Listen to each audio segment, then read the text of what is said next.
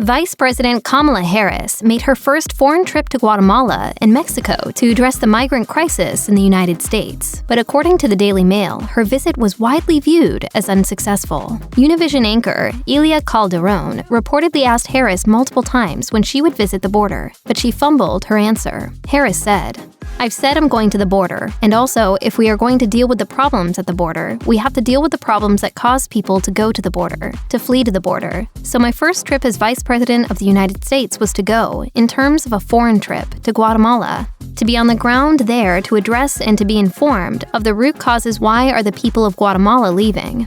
Calderon was not satisfied and continued to press Harris. She asked, "Do you have a date for your trip to the border?" Harris responded with, "I will keep you posted."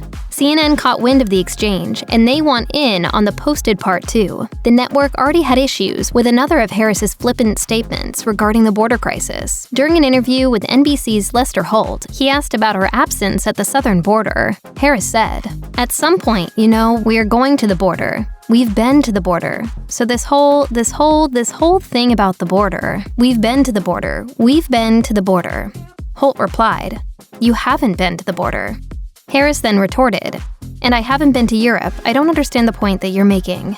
CNN anchor Abby Phillip did understand the point Holt was making and took her to task. "It's just a little cringeworthy, and I know that her allies in the White House and elsewhere are watching it and just kind of wondering what is going on." CNN's Laura Barron Lopez noted, "It didn't go the way the White House wanted it to go. Again, immigration is a hot potato no one wants to touch, and Harris has been dealt it, so she has to handle now what Biden had to handle when he was VP, which is relationships with the Northern Triangle." Although Harris has received criticism for her visits to Guatemala and Mexico, CNN reports the vice president underwent media training to improve her delivery and presentation in interviews and speeches. A senior aide remained coy on details, but said it was a comprehensive session and not in response or preparation for a topic like the migrant crisis at the border. We've seen this before. Harris is criticized by her detractors, sometimes fairly and usually unfairly, and her instinct is to dig in, which in most instances only makes the situation worse.